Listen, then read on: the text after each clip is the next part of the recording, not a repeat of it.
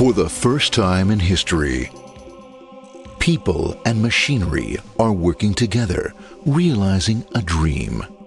A uniting force that knows no geographical boundaries without regard to race, creed, or color. A new era where communication truly brings people together. This is the dawn of the net. Want to know how it works? Click here to begin your journey into the net. Now, exactly what happened when you clicked on that link? You started a flow of information. This information travels down into your own personal mailroom, where Mr. IP packages it, labels it, and sends it on its way. Each packet is limited in its size. The mailroom must decide how to divide the information and how to package it. Now, the package needs a label containing important information, such as sender's address, receiver's address, and the type of packet it is.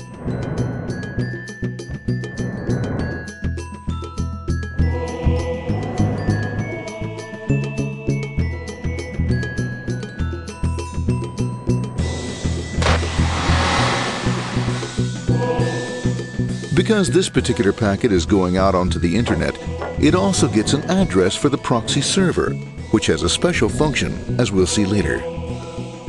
The packet is now launched onto your local area network, or LAN. This network is used to connect all the local computers, routers, printers, etc. for information exchange within the physical walls of the building.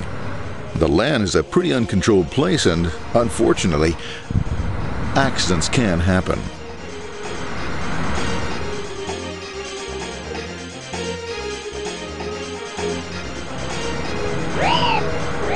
The highway of the LAN is packed with all types of information. These are IP packets, Novell packets, Apple Talk packets. They're going against traffic, as usual. The local router reads the address and, if necessary, lifts the packet onto another network. The router, a symbol of control in a seemingly disorganized world. Whoops, sorry about that. Let's go with this one there, this one here. This moves here, this one goes here. I don't like this one. Let's go with this one. Let's go here. A little bit left. Let's go with this one here. Another channel here. Let's put that one here. Another one there. Let's put that one here. There he is, systematic, uncaring, methodical, conservative, and sometimes not quite up to speed. Sorry. But at least he is exact, for the most part. That one goes there. That one goes there. That one goes there. And this one goes there. Oh, another one goes there. That goes there. He's behind him. Let's go there. That goes there. He goes there. Oh, let's put that one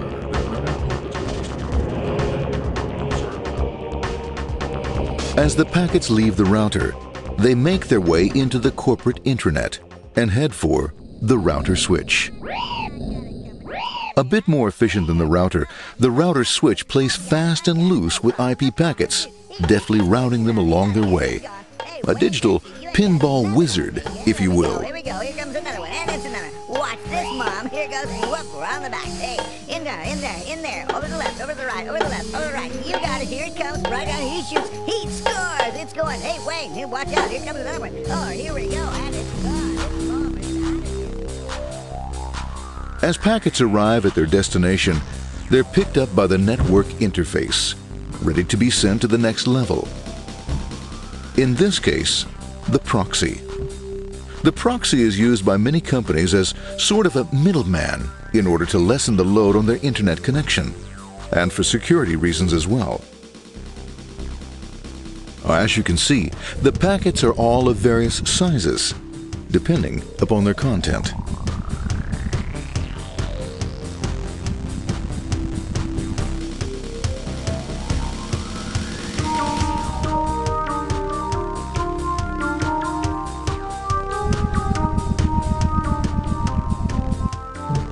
The proxy opens the packet and looks for the web address, or URL. Depending upon whether the address is acceptable, the packet is sent on to the internet.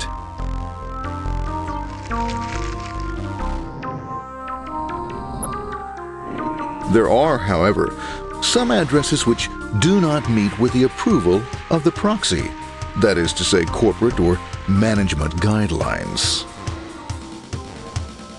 These are summarily dealt with. We'll have none of that. For those who make it, it's on the road again.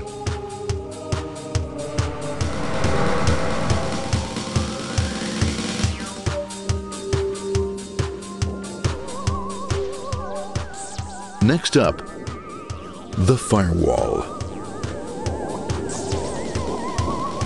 The core